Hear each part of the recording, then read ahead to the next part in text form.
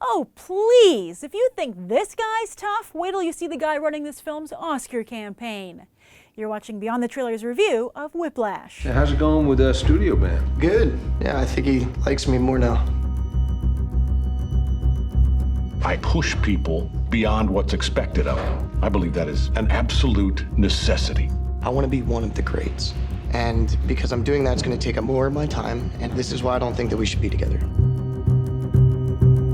I would never let him put my son through hell. Why would you let him get away with what he did to you? There are no two words in the English language more harmful than good job. Actors who start out in blockbuster franchises have a harder time earning respect for their work than those who join blockbuster franchises after impressing critics and audiences alike. So thank goodness Miles Teller seems to have just made it in under the wire. Yes, Whiplash is a serious awards contender on the eve of his debut as the new Mr. Fantastic. Will Fox be able to slap Miles Teller, so-and-so nominee, on the trailers and posters for their new Fantastic Four?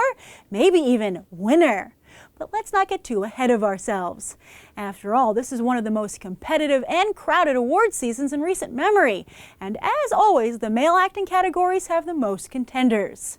But thankfully, Whiplash has some early buzz after making a big splash at Sundance, winning both the U.S. Grand Jury Prize and Audience Award in the dramatic category, the festival's equivalent of Best Picture. Yet Fruitvale Station won the year before and was totally shut out by the Golden Globes and the Oscars. By the way, interestingly, Fruitvale Station's Michael B. Jordan will be joining Teller in Fantastic Four as the new Johnny Storm. Yet Whiplash just got a much-needed boost, taking the top prize at the Deauville American Film Festival. The what? Yeah, I told you, this is a very competitive award season, and studios will issue whatever press releases they can to garner attention and momentum for their films. And Teller does have some artistic street cred he can contribute with Rabbit Hole and The Spectacular Now on his resume. The wild card here, that's J.K. Simmons, a fan favorite who's found no shortage of work in his Hollywood career of almost 30 years, but little prestige. However, remember Alan Arkin or Christopher Plummer?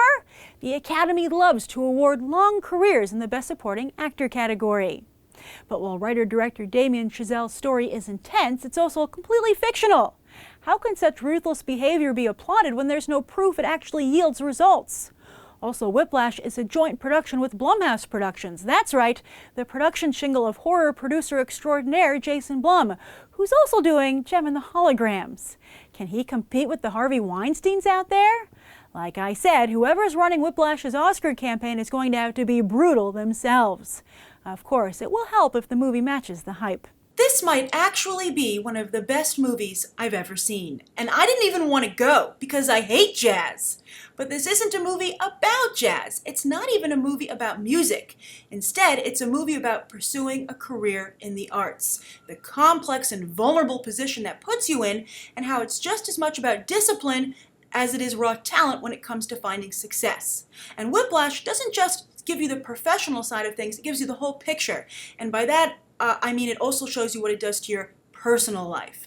Because while the film is much more nuanced, bottom line is that when you pursue a career in the arts, it's like playing chicken with your life. It's terrifying. Nobody who's not in the arts has any idea what you're going through. And the levels of stress are almost incomprehensible to anyone not actually going through them or having gone through them.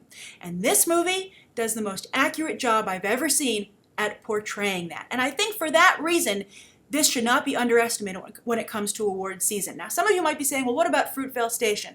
Whiplash is following the exact same path, and Fruitvale Station was snubbed by both the Golden Globes and the Oscars, despite a slew of great reviews and audience reaction.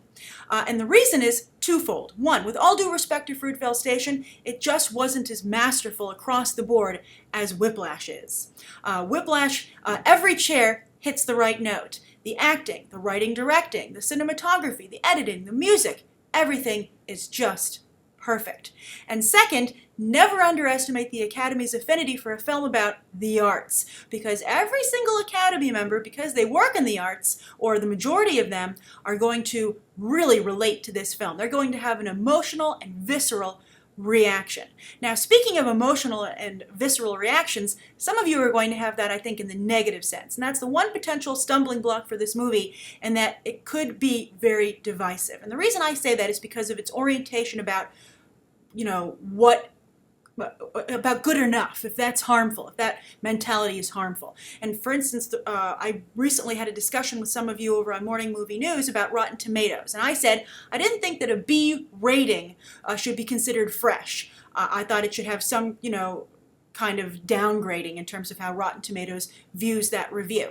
And some of you chimed in and said that you didn't agree because you felt that a B is a passing grade and it's considered a good grade, a solid grade, and so it should count as fresh. If you honestly feel that way at your very core, I think this movie's probably going to upset you.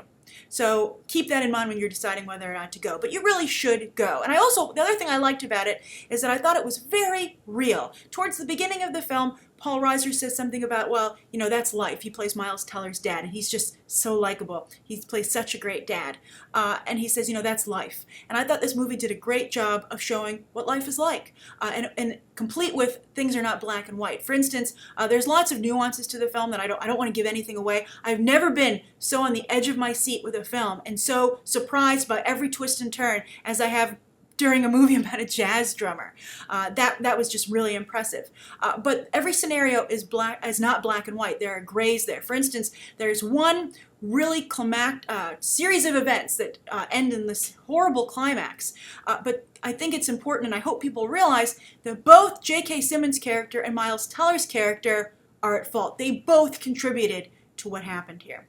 But I think a lot of interesting discussions are going to come out of this movie. I loved it. I could not recommend it more highly. I think it's fantastic and expect to hear a lot more about Whiplash as award season goes on. At least you should. Let's hope Fletcher doesn't have to go in there and motivate whoever's running this film's Oscar campaign, because it deserves, I think, to go all the way. All right, thank you so much for tuning in, and you can check out some more episodes right now.